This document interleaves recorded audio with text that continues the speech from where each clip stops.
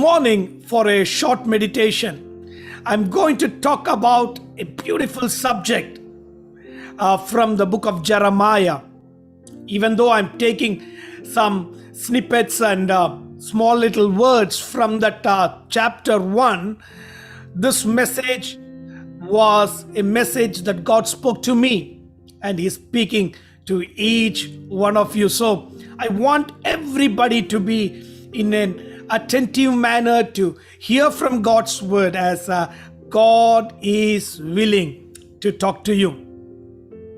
The title of the message, the title that I wrote out for this message is God is in control. March forward. I repeat once again, God is in control. March forward. God is in control. March forward. Sometimes we are in a situation that confuses us, puts us in the back foot. We sometimes don't want to go forward because of certain things, and I want to just bring out certain things that puts us off from the plans that God has for us, or the purposes that God has for us. Jeremiah chapter number 1, verse number 5. I'll read it for you. And the last part of verse number 5 is what I just highlight. Before I formed you in the womb, I knew you. Before you were born, I set you apart. I appointed you as a prophet to the nations. The call of Jeremiah is so beautiful. It's very different. As we all know, those days there were three great institutions. One was the king's institution. Other was the priest's institution. And the third one was the prophet's institution. The prophet's institution was the most hardest, because the other two institutions, they had the authority from the people, they were paid, or the priest, probably they were considered to be born in a particular group of people, the Levites. But prophet can come from any group. It doesn't matter which group you belong to, you can come out from any group. You are not paid. The priests probably are paid from the sacrifices they do, the prayers that they do, but the prophets are not paid. The kings are the ones who are being appointed by the people and God and all the other factors. If you're born in a king's family, then you naturally become a king. But a prophet is not like that. It's very different. God chooses you, and you need to make a commitment to God and say, God, I'm ready. And then whatever you speak may not be charming, may not look beautiful, may not be looking acceptable. It can create pain, but you don't have a choice. Prophets don't have a choice. They need to just speak out. And they are not paid either, let alone pay. Some of them have been in the prison for the things that they have told. Some of them had to run for their lives. Some of them had to sit in caves saying, God, why take my life? Prophets' lives are not that easy to do. And Jeremiah is getting a call from God. Jeremiah, you are going to be the prophet to the nations. Sometimes the responsibilities that God wants to give you is great, is immense. The positions that God wants to lift you up is wonderful. It may be different from what you think, but you need to march forward. You need to march forward. As I said, sometimes we don't march forward because of a couple of things what I see in this chapter. Number one, God says, I appointed you as a prophet to the nations. It's a huge assignment. It is a huge thing. Sometimes we don't step out because we think, God, this is mighty huge. I can't even comprehend it.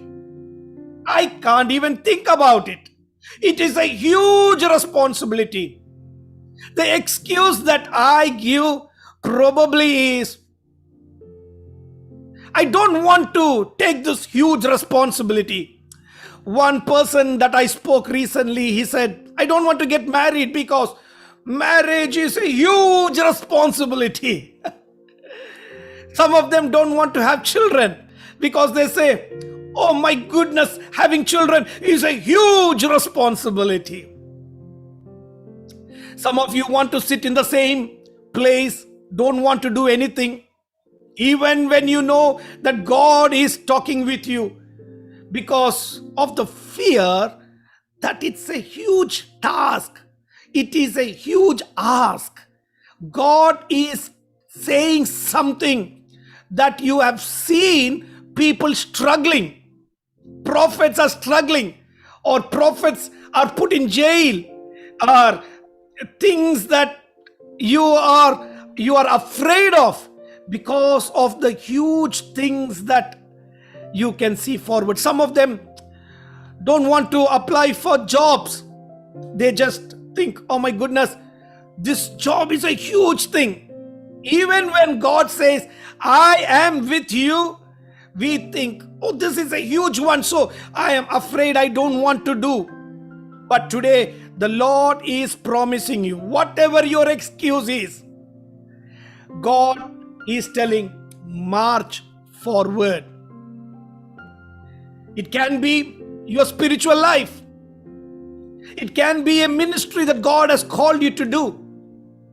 It can be a prayer that you need to really pray for a sick person. It may be a huge ask, but don't worry. Why? You are called for this thing. God has appointed you for this thing. God has a wonderful plan upon Jeremiah.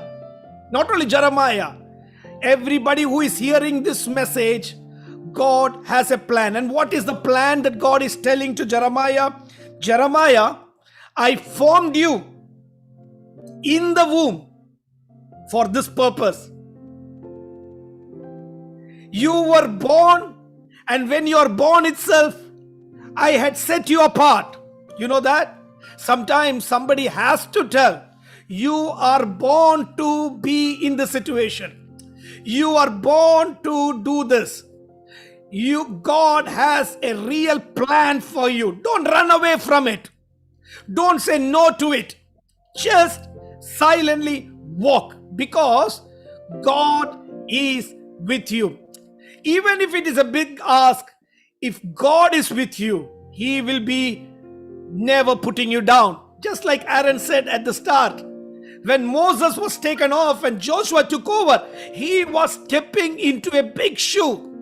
A big shoe of Joshua. But it can be intimidating, it can be a bit scary. But God said to Joshua, Joshua, I was with Moses and I will be with you. Do not be afraid. Do not be dismayed. What a beautiful chapter. Joshua chapter number 1 and verse number 8. Don't be afraid, Joshua. Don't be afraid. This fear of taking up the position that God has given to you is so important. Now God is telling to Jeremiah, Jeremiah, before you were born, before you were created in your mother's womb, you are called to be a prophet. Some of you may be thinking, God, what is the purpose of my life? Today my God is telling, He puts you in a place. He talks to you. He does things so that you can understand the plan of God. Don't run away saying, this is a huge ask. Somebody who doesn't know me, I tell you, I became a pastor when I was 25 years old. It was a huge ask. I had to step into a position that I have just seen from outside. I know it's hard. I know it's tiring. But one thing God told me, don't be afraid. I am with you. Years have gone by.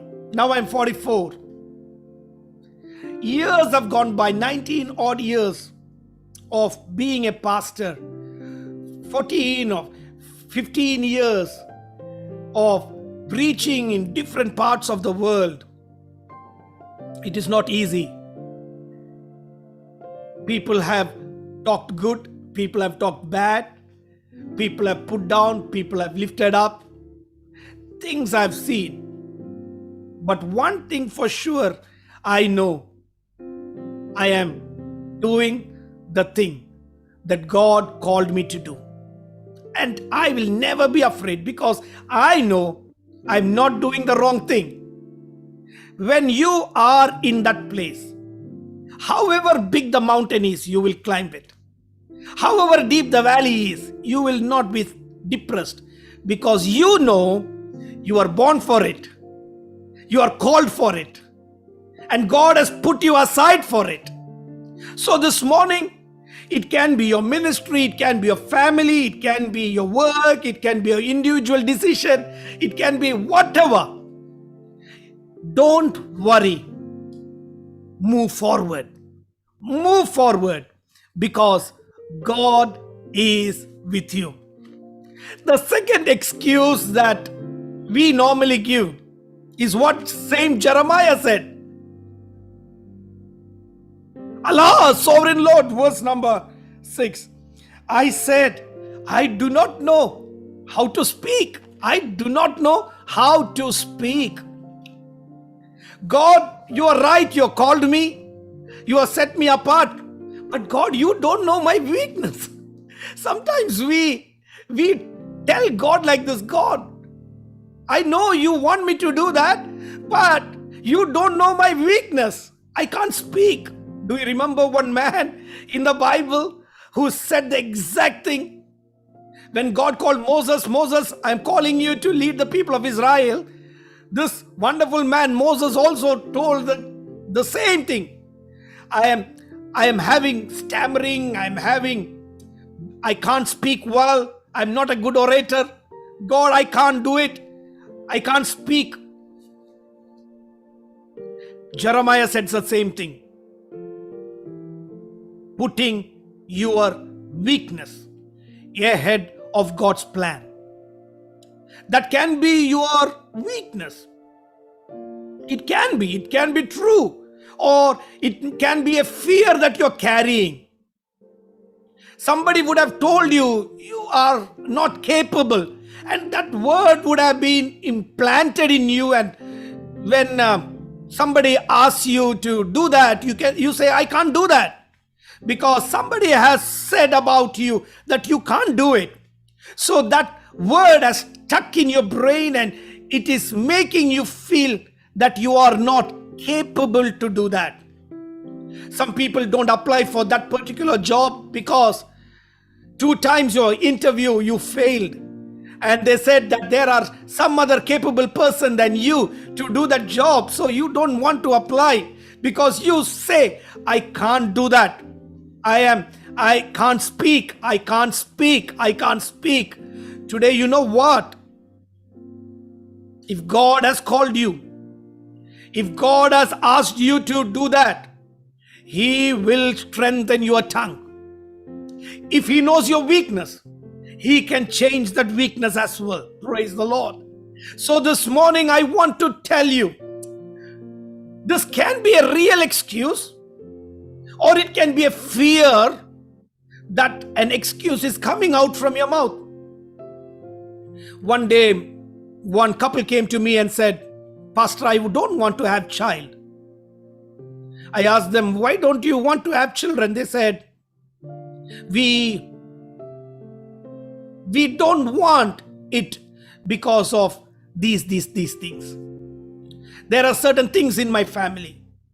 There are certain curses in my family. And I think those curses can fall upon my children as well. So I don't want to have child. You see what? They are stopping a great blessing that is supposed to be in their family because of the fear of something that is tormenting them. Today, I want to prophetically tell you, whatever fear somebody has put in you that is stopping your journey, take it away in the name of Jesus. Take it away in the name of Jesus, because you are different. Your dad and mom is different. Your brother and sister is different. God has called you to move forward. God has called you to be a successful person. God has called you to be a big businessman. God has called you to build a big house. God has called you to go out and preach the good news. God has called you out to be a missionary. God has called you to be something that you think that you can't do, but God knows you can do. What is he going to tell to Jeremiah? Jeremiah, I know your problem. I know your problem. What I'm going to do is verse number 9. Then the Lord reached out his hand and touched my mouth and said to me, I have put my words in your mouth. See, today I appoint you over nations and kingdoms to uproot and tear down, to destroy, throw, to build, and to plant. You see that? When God says, just believe. He said, I am with you. I will speak. You don't bother about your tongue. Hey, God doesn't need a human tongue to speak. He used a donkey's tongue to speak in one of those beautiful stories of the Bible. So he doesn't need a human tongue. But if God has called you, even if your tongue is thick and you can't speak well, he can use it so that he can put the world upside down. He can build the nations with your word. He can uproot the nations with your word. So today, understand this very clearly. I am speaking straight into your heart. Don't think about anything. Just say to God, God, if you are with me, I give my life into your hands. I give my family into your hands. I give my children into your hands. I give my church into your hands. I give your call upon me in your hands. I give the ministry that you have given to me in your hands. God, I want you to do. What did God do here? He immediately took something out from the fire and touched his tongue. It is not a cleansing process there, but it was an empowering process. God was telling to him, I'm going to empower you with a great anointing. God is touching. This is what the Lord says. Then the Lord reached out his hand and touched my mouth. You see that? God is reaching out his hands and touching my mouth. When God touches your mouth, when God touches your tongue, nothing can stop you. You will walk forward. So one of the excuses, this is a huge task. The second excuse that you give so that you can't move forward is my weaknesses. Continuing with that, Jeremiah says in verse number 6 and the second part, I am too young. What is Jeremiah saying? I am too young. In some other translations it says, I am still a child. I am young. Sometimes we think age should be on your side to do something.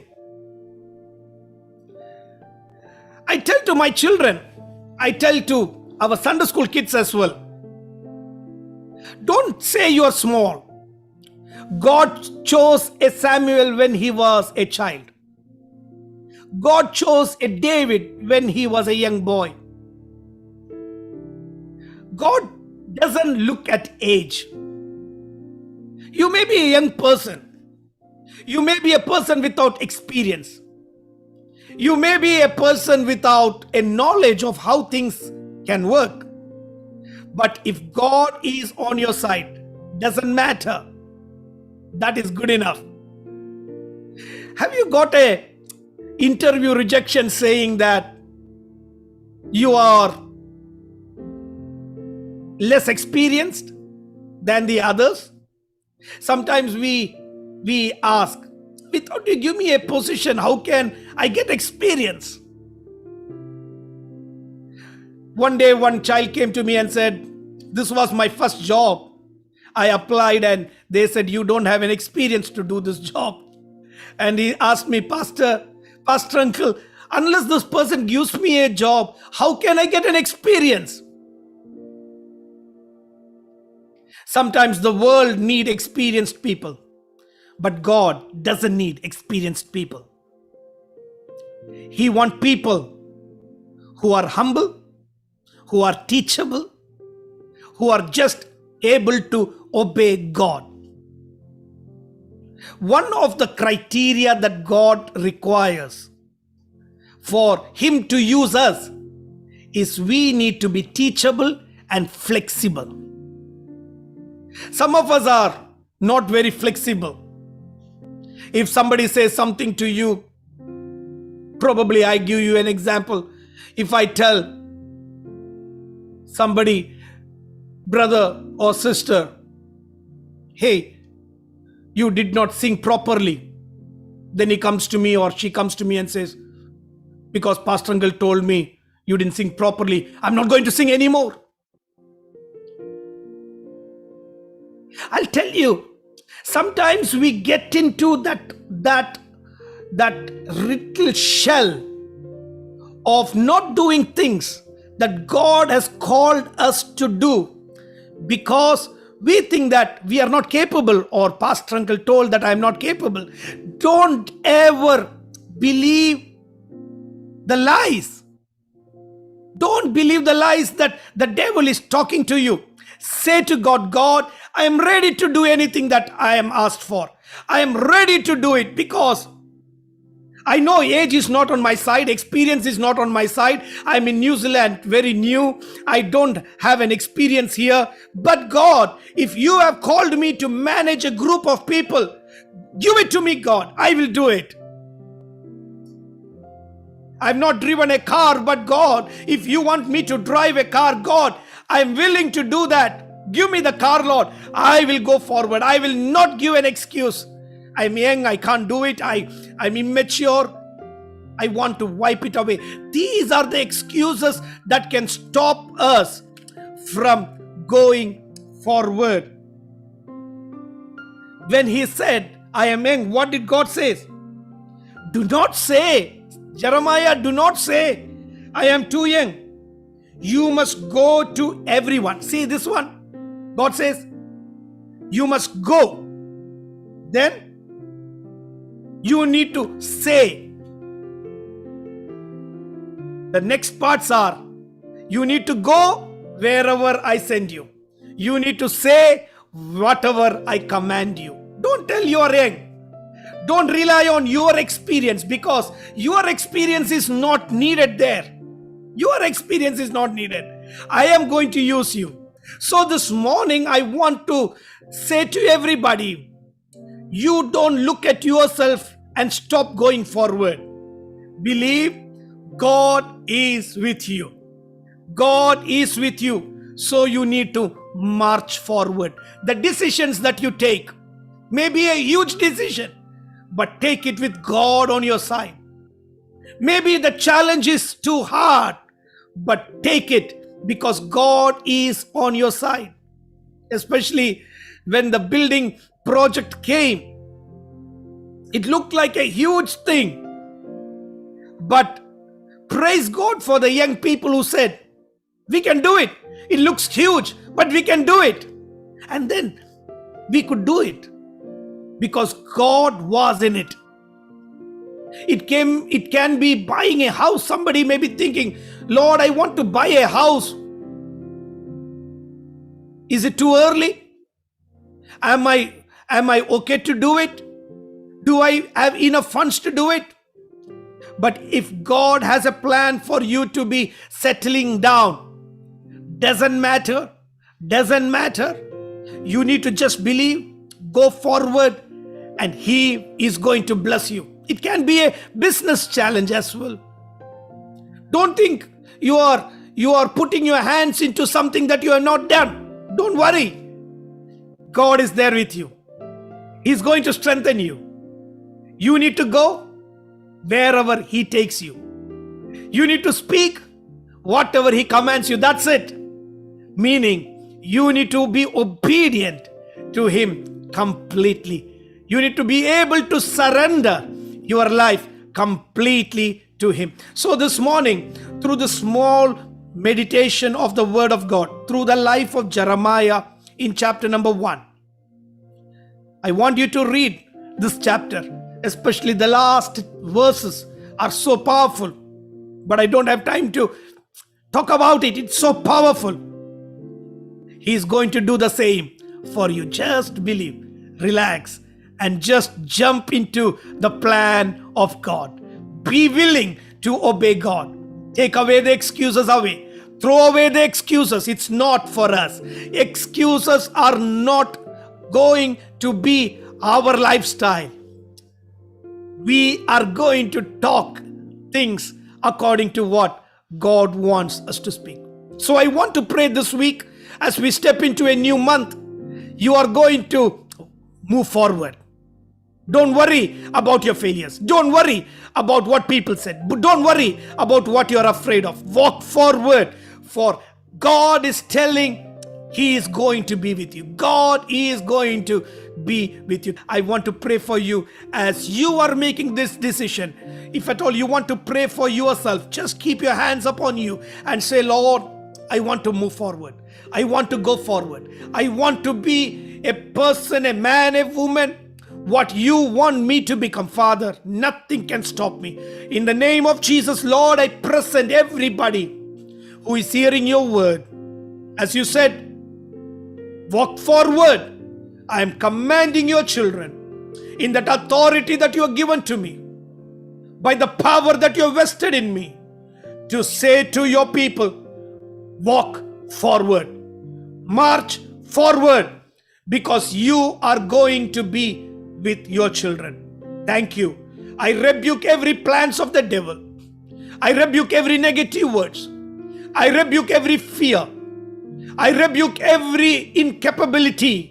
I rebuke everything that people have talked about them in their life. I rebuke it and I command your blessing upon them as individuals, upon families, upon children, upon all our people, Father Lord. Thank you. In Jesus' mighty name I pray. Amen. Amen.